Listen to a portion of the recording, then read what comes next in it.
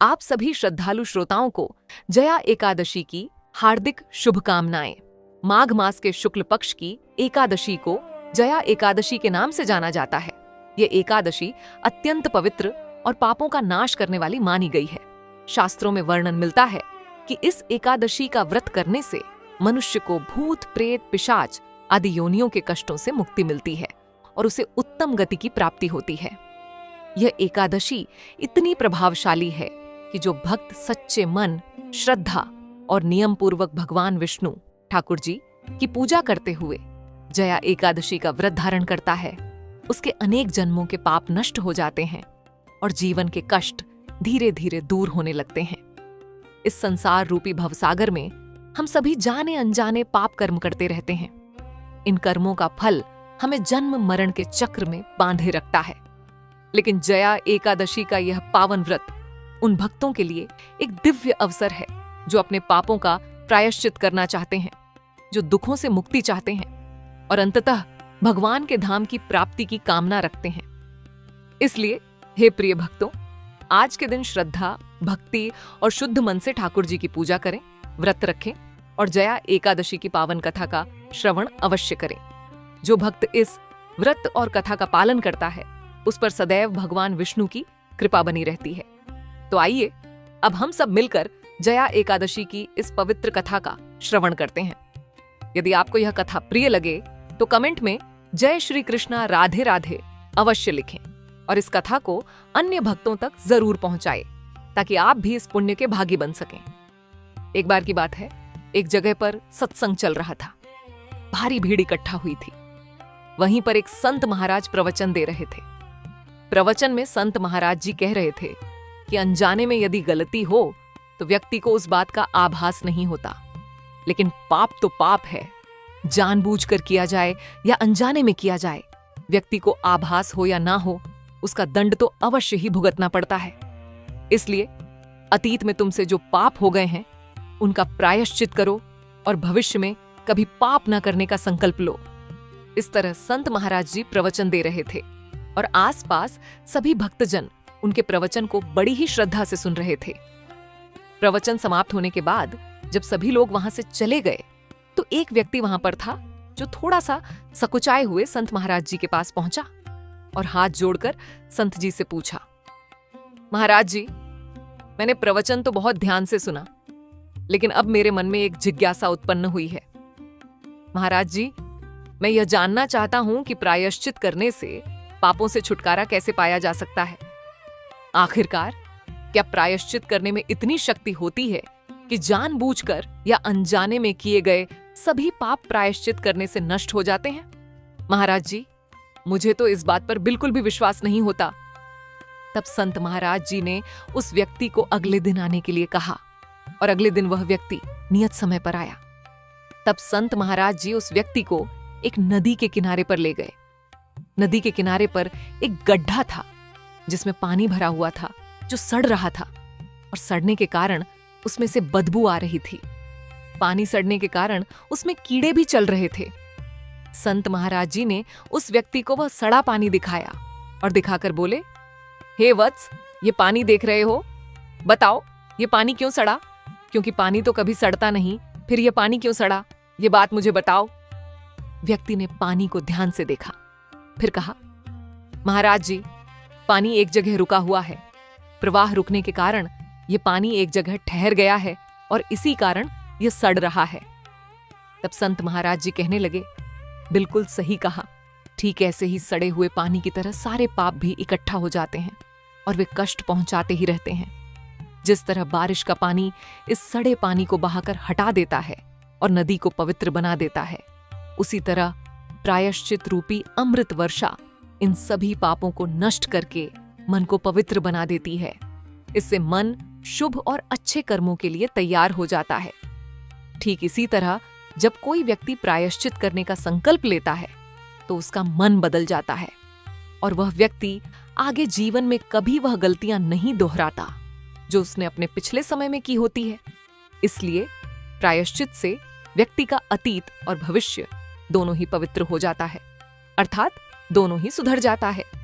प्रिय श्रोताओं, अब सुनिए स्कंद पुराण में वर्णित जया एकादशी की पौराणिक कथा। माघ माह के कृष्ण पक्ष की इंदिरा एकादशी व्रत का महात्मा सुनने के बाद धर्मराज युधिष्ठिर की जिज्ञासा और बढ़ गई। तब उन्होंने हाथ जोड़कर भगवान मधुसूदन से पूछा कि हे मधुसूदन, अब आप कृपा करके यह भी बताइए कि माघ के शुक्ल पक्ष में किस नाम की एकादशी होती है। तब भगवान श्री कृष्ण बोले, राजन, माघ मास के शुक्ल पक्ष में जो एकादशी होती है वह जया के नाम से विख्यात है। वह सब पापों को हरने वाली और उत्तम है। उस दिन संपूर्ण मनोरथ की प्राप्ति के लिए मनुष्यों को स्वर्ग और मोक्ष प्रदान करने वाले पद्मनाभ संजक मुझ वासुदेव का पूजन करना चाहिए। जितेंद्रिय मुनि चिरकाल तक कठोर तपस्या करके जिस फल को प्राप्त करता है वह उस दिन भगवान गरुड़ ध्वज को प्रणाम करने से ही मिल जाता है। पृथ्वी पर जितने तीर्थ और पवित्र देवालय हैं, उन सब के सेवन का फल भगवान विष्णु के नाम कीर्तन मात्र से ही मनुष्य प्राप्त कर लेता है। जो सारंग धनुष धारण करने वाले सर्वव्यापक भगवान जनार्दन की शरण में जाते हैं, उन्हें कभी यमलोक की यातना नहीं भुगतनी पड़ती। यदि अन्य कार्य के प्रसंग से भी मनुष्य एकमात्र एकादशी को उपवास कर ले तो उसे कभी यम यातना नहीं प्राप्त होती। जो पुरुष विष्णु भक्त होकर भगवान शिव जी की निंदा करता है वह भगवान विष्णु के लोक में स्थान नहीं पाता, उसे निश्चय ही नरक में गिरना पड़ता है। इसी प्रकार यदि कोई शव या पाशुपत होकर भगवान विष्णु की निंदा करता है तो वह घोर रव नरक में डालकर तब तक पकाया जाता है जब तक कि 16 इंद्र की आयु पूरी नहीं हो जाती। यह एकादशी स्वर्ग और मोक्ष प्रदान करने वाली, शरीर को निरोग बनाने वाली तथा सुंदर स्त्री, धन और मित्र देने वाली है। हे राजन, एकादशी को दिन में उपवास और रात्रि में जागरण करने से अनायास विष्णु धाम की प्राप्ति होती है। हे युधिष्ठिर, वह पुरुष मातृपक्ष की 10, पिता के पक्ष की 10 और स्त्री के पक्ष की 10 पीढ़ियों का भी उद्धार कर देता है। एकादशी व्रत करने वाले मनुष्य दिव्य रूपधारी, चतुर्भुज, गरुड़ की ध्वजा से युक्त, हार से सुशोभित और पीतांबरधारी होकर भगवान श्री विष्णु के धाम को जाते हैं। माघ मास के शुक्ल पक्ष में जया एकादशी का व्रत करने मात्र से ही मनुष्य सब पापों से मुक्त होकर श्री हरि के लोक में जाता है। जो पुरुष सुवर्ण, तिल, भूमि, गौ, अन्न, जल, जूते और छाते का दान करता है वह कभी यमराज को नहीं देखता। हे राजन, दरिद्र पुरुष को भी चाहिए कि वह यथाशक्ति स्नान, दान आदि क्रिया करके अपने प्रत्येक दिन को सफल बनाए। जो होम, स्नान, जप, ध्यान और यज्ञ आदि पुण्य कर्म करने वाले हैं उन्हें भयंकर यम यातना नहीं देखनी पड़ती। लोक में जो मानव दीर्घायु, धनाद और कुलीन तथा निरोगी देखे जाते हैं वे पहले के पुण्यात्मा हैं। पुण्यकर्ता पुरुष ऐसे ही देखे जाते हैं। इस विषय में अधिक कहने से क्या लाभ। भगवान श्री कृष्ण बोले, हे युधिष्ठिर, मनुष्य पाप से दुर्गति में पड़ते हैं और धर्म से स्वर्ग लोक को जाते हैं। राजन, तुमने मुझसे जो कुछ पूछा था उसके अनुसार जया का महात्मा मैंने वर्णन कर दिया। भगवान श्री कृष्ण के मुख से जया एकादशी का महात्मा सुनकर तब श्रद्धापूर्वक धर्मराज ने भी इस व्रत का विधिपूर्वक पालन किया, जिसके पुण्य प्रताप से उनके जन्म जन्मांतर के पापों का नाश हुआ और अंत में वे भगवान श्री विष्णु के वैकुंठ लोक को गए। यह पवित्र जया एकादशी व्रत का पुण्य प्रताप ही था कि एक बहेलिया जिसने अपने पूरे जीवन में केवल हिंसा की थी, जो बहुत क्रूर और हिंसक था, उसका सारा जीवन एकमात्र जया एकादशी के व्रत से बदल गया और उसे जन्म जन्मांतर के पाप से मुक्ति मिल गई। अब इस कथा को भी विस्तार पूर्वक सुनिए। विंध्याचल पर्वत पर क्रोधन नाम का एक बहेलिया रहा करता था। वह बहुत क्रूर और हिंसक था। उसका सारा जीवन हिंसा, लूटपाट, मदिरापान और गलत संगति में ही बीता था। एक दिन अचानक उसे जंगल में तपस्या करते हुए अंगिरा आर्ष्य मिले। उसने अंगिरा आर्ष्य से पूछा कि मेरा कर्म बहेलिये का है, इस कारण हे मुनिवर, मुझे तो ना जाने कितने ही निर्दोष पशु पक्षियों को मारना पड़ा है। मैंने जीवन भर पाप कर्म ही किए हैं, इसलिए मुझे तो नरक में ही जाना पड़ेगा। कृपा कर आप मुझे कोई ऐसा उपाय बताइए जिससे मेरे सारे पाप मिट जाए और मोक्ष की प्राप्ति हो सके। निवेदन करने पर महर्षि अंगिरा ने उसे माघ शुक्ल की जया एकादशी का विधिपूर्वक व्रत करने को कहा। तब महर्षि अंगिरा के द्वारा बताए गए विधान अनुसार उस बहेलिये ने जया एकादशी व्रत को विधि विधान से किया। इस व्रत के पुण्य प्रताप से उसके जीवन भर के सभी पाप नष्ट हो गए और जीवन के अंतिम क्षणों में उसे श्री हरि की कृपा से मोक्ष की प्राप्ति भी हो गई। इस प्रकार यदि पापी से पापी व्यक्ति भी अपने पापों का प्रायश्चित करते हुए जया एकादशी का व्रत करता है और इस कथा का श्रवण करता है, भगवान श्री हरि की कृपा से उसके सभी पाप कट जाते हैं, जिस प्रकार से भेलिये को उसके सभी पापों से मुक्ति मिली। इसी प्रकार हे श्री हरि, सभी को उनके पापों से मुक्ति दिलाकर अपने वैकुंठ लोक में वास देना। एक बार प्रेम से बोलिए, श्री लक्ष्मी नारायण भगवान की जय, श्री कृष्ण भगवान की जय। एक बार भगवान श्री लक्ष्मी नारायण और माता लक्ष्मी ने अपने भक्तों की भक्ति देखने के लिए धरती लोक पर जाने का निश्चय किया। बस फिर क्या था, कृष्णा राधे राधे। भगवान लक्ष्मी नारायण जी ने तो एक वृद्ध पुरुष का रूप धारण कर लिया और माता लक्ष्मी ने एक अत्यंत दीनहीन वृद्धा स्त्री का रूप धारण किया। भगवान लक्ष्मी नारायण और माता लक्ष्मी इसी रूप में धरती लोक पर आ गए। एक धनी सेठ के द्वार पर जाकर वे उसका फाटक खटखटाने लगे तो दरवाजा खोलकर सेठ ने देखा कि उसके द्वार पर तो कीचड़ मिट्टी से सने हुए दो अत्यंत वृद्ध स्त्री और पुरुष खड़े हुए हैं। तो वह क्रोध करके उन पर बिगड़ता हुआ बोला, अरे कीचड़ मिट्टी से सने पांव से तुमने मेरे सारे आंगन में मिट्टी फैला दी, चलो जाओ यहां से। तब वे दोनों हाथ जोड़कर सेठ जी से कहने लगे, सेठ जी, इतनी रात में हम दोनों कहां जाएं? वृद्धा, जो कि माता लक्ष्मी थी, सेठ जी से गिड़गिड़ाकर कहने लगी, सेठ जी, ठंड के मारे हमारे प्राण निकल रहे हैं, रात भर ठहरने की थोड़ी जगह दे दो। लेकिन सेठ जी ने तो द्वार बंद कर लिया। उन दोनों को प्रकाश में सेठ जी के महल के पास ही एक टूटा फूटा सा घर दिखाई पड़ा। उस टूटे किवाड़ से दिए के प्रकाश की मध्यम सी लौ दिखाई पड़ी। तब भगवान श्री विष्णु ने, जो कि एक बूढ़े का रूप धारण किए हुए थे, माता लक्ष्मी जी से कहा कि आओ चलो उस घर में ही आश्रय मांगकर देखते हैं। तब माता लक्ष्मी ने कहा कि जब इतने बड़े सेठ ने अपने यहां स्थान नहीं दिया तो फिर भला यह कंगाल निर्धन क्या देंगे, और अगर ठहरने को जगह मिल भी गई तो रात भर में बिना ओढ़ने बिछौने के इन फटे भीगे कपड़ों में तो हमारे प्राण ही निकल जाएंगे। तब भगवान श्री लक्ष्मी नारायण जी बोले कि कुछ भी हो, मुझसे तो अब बिल्कुल नहीं चला जाता। ऐसा कहते ही उन्होंने आगे बढ़कर उस टूटे फूटे द्वार को खटखटाया। दूसरे ही क्षण हाथ में दिया था मैली फटी साड़ी पहने एक कमजोर स्त्री ने द्वार खोला। उन दोनों की दशा देखते ही करुणा भरे स्वर में वह स्त्री बोली, हे भगवान, आप लोग इस अंधेरी रात में कहां भटक रहे हो? आइए आइए, भीतर आ जाइए। उन्हें सहारा देकर वह अपने घर के भीतर ले गई। छोटी सी कोठरी में दो टूटी फूटी चारपाइयां पड़ी थीं। उन्हीं में से एक एक को खाली करके वह स्त्री उन दोनों वृद्ध स्त्री पुरुषों से बैठने के लिए कहने लगी। दोनों के कपड़ों से पानी निकलने के कारण कोठरी गीली हो गई, किंतु उस स्त्री ने उसकी बिल्कुल भी परवाह नहीं की, बल्कि जल्दी जल्दी अंगीठी में आग सुलगाकर उन दोनों वृद्ध स्त्री पुरुषों को आग तापने के लिए कहा। फिर अगर से दो पुराने लेकिन धुले हुए साफ कपड़े लाकर उन दोनों को देती हुई बोली, बाबा, माता जी, आप लोग अपने भीगे कपड़े उतारकर इन्हें लपेट लो। बाबा, मैं क्या करूं? बहुत गरीब हूं, इसलिए आज आपको बस इन्हीं दो कपड़ों में गुजार करना होगा। आपके कपड़े मैं निचोड़कर फैला दूंगी, जब सूख जाएंगे तब आप उन्हें पहन लेना।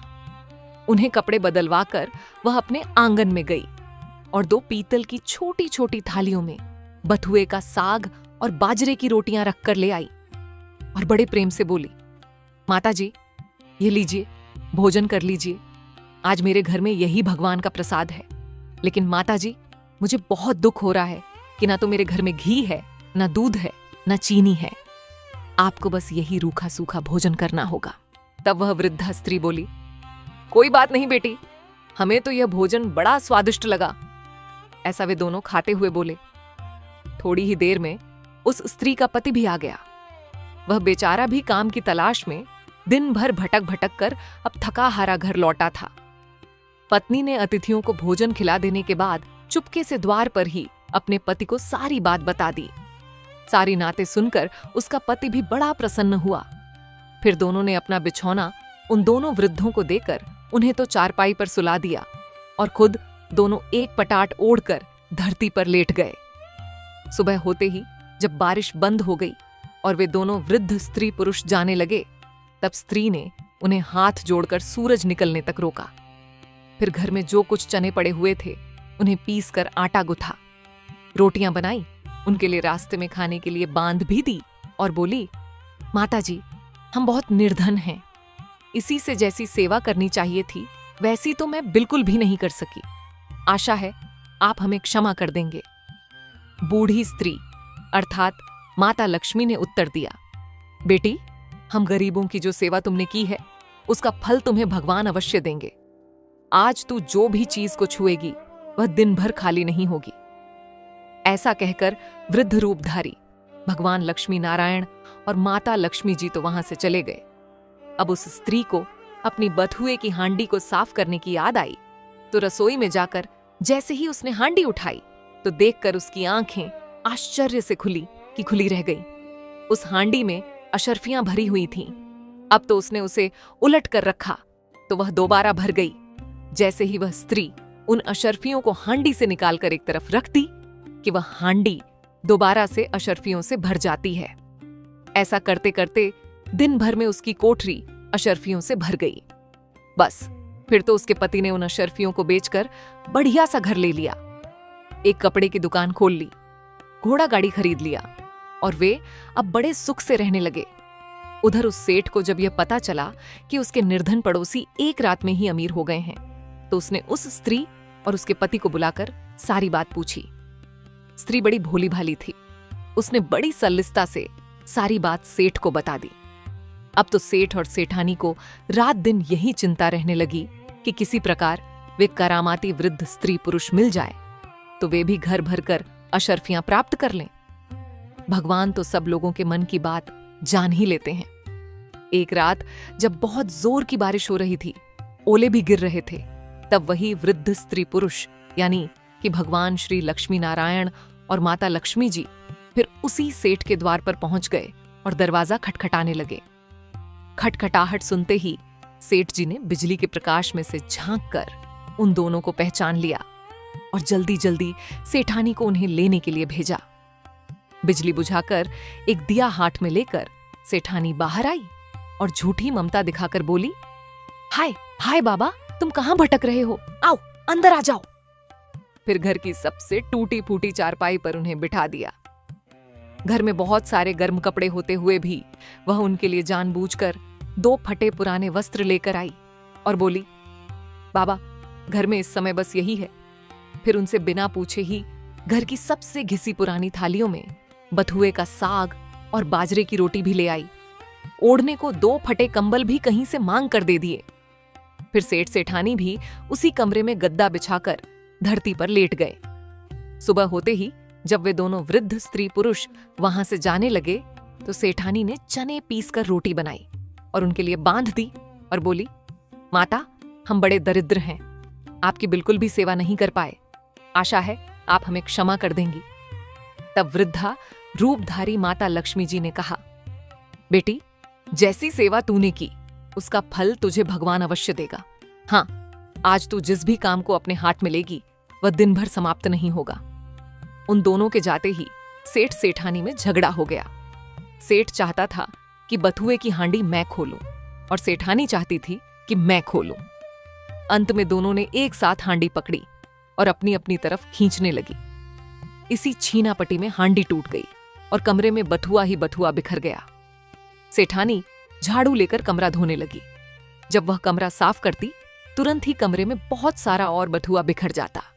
सुबह से शाम हो गई और सेठानी हाथ में झाड़ू लेकर कमरा साफ करती रही। इसलिए सच ही कहा गया है कि जिसकी जैसी नियत होती है भगवान उसे वैसा ही फल देते हैं। जय श्री कृष्णा, राधे राधे। ये थी आज की कथा। आपको वीडियो अच्छी लगे तो प्लीज वीडियो को लाइक करके चैनल भी सब्सक्राइब कीजिएगा और कमेंट में जय श्री कृष्णा राधे राधे जरूर लिखिएगा। मिलते हैं फिर एक नई कथा के साथ। तब तक के लिए जय श्री कृष्णा।